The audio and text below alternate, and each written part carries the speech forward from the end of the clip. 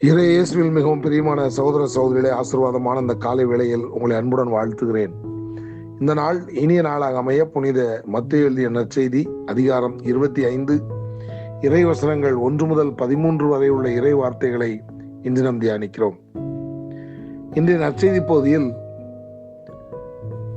ஆண்டவரை சந்திக்க சென்ற, அதாவது மணமகனை சந்திக்க சென்ற 10 கன்னியர்களை குறித்த காரியத்தை நாம் பார்க்கிறோம். அதில் 5 பேர் புத்திசாலிகள், மற்றொரு 5 பேர் புத்தியீனமானவர்கள் என்பதை நாம் அறிய வருகிறோம். மணமகன் வருகிற நேரத்தை அவர்கள் அறியாதபடியினால் விளக்கெடுத்து சென்றவர்கள் விளக்கிற்கான எண்ணெயை எடுத்து செல்லாமல் அவர்கள் சென்றிருந்தபடியினால் மணமகன் வந்த நேரத்தில் விளக்குகள் அணையத் தொடங்கவே அவர்கள் எண்ணெய் வாங்க சென்ற பொழுது கதவு அடைக்கப்பட்டு அவர்கள் நிராகரிக்கப்பட்டதை நாம் இன்றைய நற்செய்தி மூலமாக அறிகிறோம். எதற்காக இப்படிப்பட்ட ஓமையை இயேசு கிறிஸ்து சொன்னார் என்று நாம் பார்க்கிற பொழுது, ஆயத்தமற்ற நிலையில் இருக்கிற எவரும் அவருடைய ராஜ்யத்திற்குள் நுழைய முடியாது என்பதை வலியுறுத்தவே இந்த 10 கன்னியர் ஓமையை ஆண்டவராகிய இயேசு கிறிஸ்து எடுத்துரைக்கிறார்.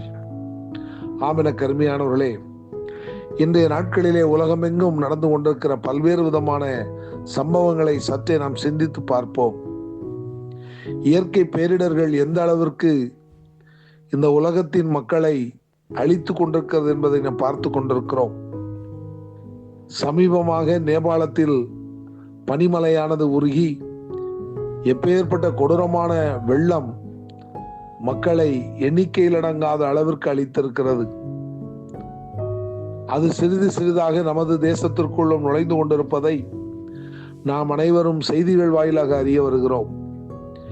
இப்படிப்பட்ட இயற்கை பேரிடர்கள் நிகழ்கிற பொழுது நாம் சற்றேனும் ஆண்டவரை குறித்து சிந்தித்து பார்க்கிறோமா? ஏன் இப்படிப்பட்ட இயற்கை பேரிடர்கள் தொடர்ந்து நிகழ்ந்து கொண்டிருக்கின்றன? இதன் அறிகுறி என்ன என்று நாம் பார்ப்பதற்கு வேதத்தை திருப்பினால் போதும். ஏன் இப்படிப்பட்ட இயற்கை பேரிடர்கள் நடந்து கொண்டிருக்கின்றன என்பதை நம்மால் புரிந்து கொள்ள வேண்டும். இந்த இயற்கை பேரிடர்கள் நிகழ்வதன் அறிகுறி என்னவென்றால், ஆண்டவராகிய இயேசு கிறிஸ்துவின் வருகையின் நாட்கள் நெருங்குகிறது என்பதை தவிர மாற்று கருத்து ஏதுமில்லை. ஆமென கண்பார்ந்தவர்களே, நம்மை சுற்றி நடக்கிற சம்பவங்களை நினைத்து பார்த்தாவது ஆண்டவருடைய வருகை வெகு சமீபமாய் இருக்கிறது என்பதை புரிந்து கொண்டு அவருடைய வருகையில் அவரால் எடுத்துக்கொள்ளப்படக்கூடிய அளவிற்கு ஒரு தகுதியுள்ள நிலைக்கு நம்முடைய வாழ்க்கையை நடத்தி செல்ல அனைத்து முயற்சிகளையும் மேற்கொள்வோம். வருகையில் கைவிடப்படாதபடி ஆண்டவராகிய இயேசு கிறிஸ்துவால் அழைத்து செல்லப்படுவதற்கு தேவையான அனைத்து தகுதிகளையும் நாம் தாமே நம்முடைய வாழ்க்கையில் செயல்படுத்துவோம். இந்த இனிய சிந்தனையுடன் இந்த நாள் இனிய நாளாக அமைய உங்களை அன்புடன் வாழ்த்துகிறேன்.